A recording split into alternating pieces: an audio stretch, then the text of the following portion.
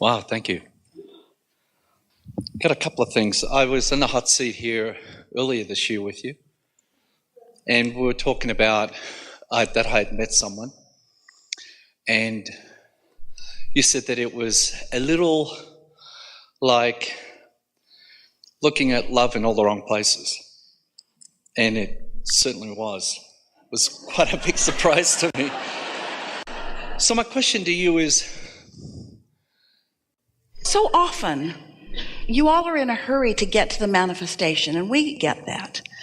Esther's been saying recently that she really enjoys thought, and she really enjoys alignment, and she really likes meditation, and she so enjoys focus wheels, and she likes tuning in. She loves all of that, but she likes manifestations the best.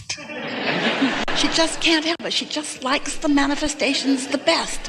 And that's why you all came. You came for all of it. The manifestation is the part that you want. And so you want to skip to the manifestation. But if you skip to the manifestation before you've done the vortexual work, if you skip to the manifestation before your vibration is really in alignment with what you want, then when the manifestation comes, it is not pleasing. And then we're going to use very specific thoughts so that Esther will find very specific words. Then you have to overcome your manifestations. In other words, it's sort of like digging yourself out of the hole. yes. And so, don't do that. Okay. Next. Well, you pretty much answered that one for me then. The other thing, we may have said this to you before, but we're going to say it to you again. It makes this point in the strongest way. A woman said to us, Abraham, my son is looking for a mate. Will you help him find her? And we said, no. Why not? Because we don't think this is a good time. Why not? Because if he finds one now, she'll match his vibration. Oh, yeah. And if she matches his vibration, she won't be matching his true desire. His true desire and his now point of attraction are in different places. So say to the universe, take your time, wait till I'm ready. Which is what we were really saying. You hardly ever say that, do you? You don't say, take your time and wait till I'm ready to be a match to what I want. Instead you say, give it to me now and I'll adjust. That's what you say. Or give me what I want now and then that will be the reason that I feel better. That's backwards. You got to be or feel what you want to experience. Once you accomplish that, then manifestation. Boom, boom, boom, boom, boom, boom, boom, boom. Then it happens quickly. Well, that sort of steps in line to the next question, which was, You know. I've been unemployed for a year, and I've been trying to focus on how to But still, would you vibrate. acknowledge that the majority of your thoughts are on what's missing rather than on what's coming? Yes, but I've spent a whole year trying to shift that. Well, maybe it would be better for you to get off the subject. Completely off the subject. Okay. Because when you're fixated on something that feels stuck to you, and then you try harder, all you do is amplify the way you're already feeling. So focus on something that's working or on something else that's easier. And take note of how cooperative the universe is when you get on those other subjects. And then all of a sudden, with that lighter feeling that you're going to accomplish by not trying so hard, the unfolding will happen and you'll know it. You'll recognize it. You won't be wondering about it. You'll say, oh yeah, I recognize you. I recognize you. I've been feeling you. You've been in the background while I've been doing a lot of other things. It's a sort of human tendency. You've been taught that you have to try really hard to make things happen. But every subject is two subjects, and what is wanted on one end of the stick and the absence of it is on the other. And so often when what you want isn't happening and you try hard, you're focusing on the absence of what you want. So in your trying, that's why you call it a struggle. It feels like that. In your trying, you practice vibrations that oppose your true desire. You keep momentum going in opposition to what you want. And don't you know it, as you visit with people who want different things, can't you tell with very short conversations with them how they feel about where they are? This is the message from this, and we've been talking about it already here today. When what is happening right now has the majority of your attention, it cannot vary much from that. Because if what you're looking at is the reason that you're offering the vibration that you're offering, and then the vibration that you offer is the reason that you're getting back what you're getting, and what you're looking at is causing you to offer a vibration, and the vibration that you're offering is giving it back to you, nothing changes. Different places, different faces, but same experience. So the key is you got to find a way to change the feeling. The feeling has to change. And the feeling won't change until the thoughts do. That's how you know. So if you keep feeling lonely, or if you keep feeling discouraged, or if you keep feeling like it's taking too long, and that's really the dominant feeling that you had. Those were your opening words to us. I was here a year ago, and this was what I asked a year ago, and it's no better now. I'm not getting any better results now than I was a year ago. And then we say, that's because you're feeling the same way now that you were feeling a year ago. And so sometimes we know you want us to look into your crystal ball vortex and say, oh yeah, somebody's in there. We'd never do that, right? When you're on the brink, we'll look closer. But in the meantime, you got to be satisfied where you are and eager for more. But if there's dissatisfaction where you are, you can't get what you want. You got to be satisfied with what is. And so some people, that frightens them. Say, you want me to be satisfied with the absence of my money, or the absence of my mate, or the absence of a job that's real? You want me to be satisfied with that? Well, that seems counterintuitive, doesn't it? But you've got to be satisfied. Otherwise, you can't get tuned in. Dissatisfaction will keep you out of the receiving mode. And when you're not in the receiving mode, you'll turn right instead of left, and you'll miss a contact.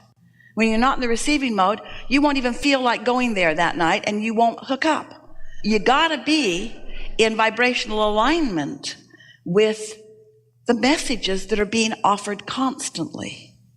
You say, clues, not to tease you. Let's clarify this. Your inner being is never teasing you. Oh, we want so much for you to hear this. So, your inner being knows exactly where you are in relationship to everything that you want. Just try to accept that with us for just a moment. And your inner being is calling you constantly, never-endingly, on a path of least resistance toward what you are asking for. Your inner being is always calling you to what your inner being knows you want, but you're hearing it from where you are. That's really key. So if you're in a place that's full of resistance and your inner being is calling you, sometimes it feels like a struggle when you go, because you can only hear it from where you are. As you get off the subject and you focus upon other things that are easy for you to feel good about, now you're going to hear your inner being calling you about one subject from a place that's in a different vibrational frequency. Does that make sense to you? We'll be more clear. So let's say on the subject of relationships, your frequency is lower and slower, and your inner being's calling you from up here. So it's a very faint call that you're hearing. You're hardly even hearing it. You're not even sure that you're hearing it. Your impulses and intuition aren't working out very well for you. You're not hearing it. And you think, well, I'll just think about this more and more. And the more you think about it, the more lonely you get. And the more you think about it, the more I'm not being a very good deliberate creator you feel. And the more you think about it and the more you take score of where you are, the more you think you must be doing something wrong or you must be missing something. All that's happening is that your now reality is dominating your vibrational frequency on that subject. So here you are, your inner being's calling you toward this relationship, but you can't hear it because of where you are. So then you decide to just let that go for a while. You decide to focus on your work, which is easy for you to feel like this. Or you decide to focus upon the beautiful day, and it's easy for you to be there. So you're focusing consistently, not just in a spattering way. You're focusing consistently on things that are causing you to feel better, and now your inner being's still calling you about your relationship, but now you're up there where you can hear it. Oh. So you got that, didn't you? Just get happy and you'll hear. And the results will please you. Thank you. Yes. I understand.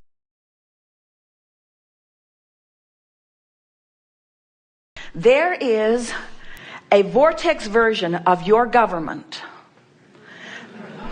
that you're existing real time, in terms of physical reality, government will never meet up with. There are too many of you putting too much in the vortex of improvement for any now reality to ever completely catch up with.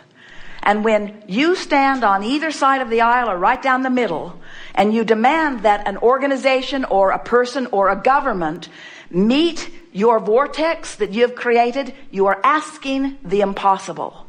It's not your government's job to morph into something that pleases you. It's your job to spend your time looking at the government that you've created and feeling the satisfaction that will only come when you come into alignment with your version. It's time for you to let your kids off the hook, to let your government off the hook, to let the terrorists off the hook, to let all the people, the room service off the hook. It's time. Room service and terrorists, that's a good combination. It's time to let everyone who's not meeting your expectations off the hook, because it was never their job to meet your expectations. It's your job to meet those expectations, you see. Mm-hmm.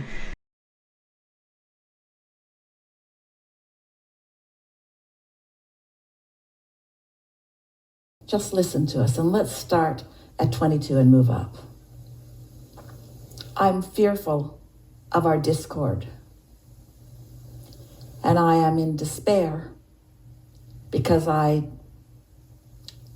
have no power to control this. I feel powerless. I feel insecurity because I've heard so many things that are possible, and I'm resentful of the inhabitants of our electorate who seem unwilling to harmonize. I feel rage when I focus at those who seem to oppose me. And I'd like to get even with them. I'd like them to get everything that they deserve. I'm angry that we've come to this, and I'm discouraged that we've been on our way to this. And I blame just about everyone. I blame the politicians especially. I blame their fecklessness. I blame their lack of focus. I blame their ineptness. I blame their inabilities. I blame their unwillingness to harmonize. I doubt that this is going to get better anytime soon. It's been going on a long time, and it seems that it has reached a fever pitch. I'm disappointed beyond my ability to explain in what we've come to, and I'm overwhelmed and confused and stressed about where we stand. I'm impatient for it to be behind us, and I'm frustrated and irritated that it's taking so long, and I'm pessimistic that it's going to be all right. And I am so very, very, very, very tired of the struggle. Not just the pitch of it now, but as it's been coming along. I am so ready to let go of trying to control, of trying to wrestle things to the ground and kill it. I am so ready to just let go. I want to feel the absolute knowledge that we can, as a society, as a nation, as a world, launch endless rockets of desire, and that each of those rockets has come from deep down within us of wanting joy and love and harmony, compatibility with that which is good, with that which feels good, with that which is love. I'm hopeful that we are headed that way.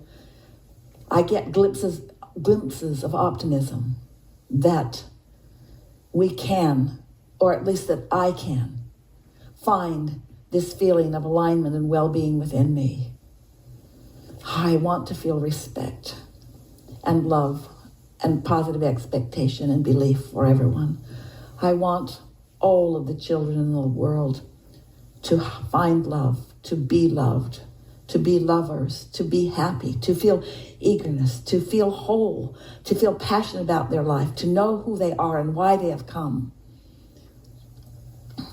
I love knowing the potential and catching pieces of it here and there, of my own joy and my knowing of the laws of the universe. I am feeling now my empowerment to tune to who I really am and my freedom to see the world as I choose to see it. I know that in all that is all reality, that it is the essence of love that is there, that is really all that is there. And anything less than that, anything less than love is less than me. And anything that is less than love feels less than me. I am thankful beyond my ability to speak for every single consciousness or human who is focused in this contrasting experience of us. I do love us because no part of us could be without the other parts of us.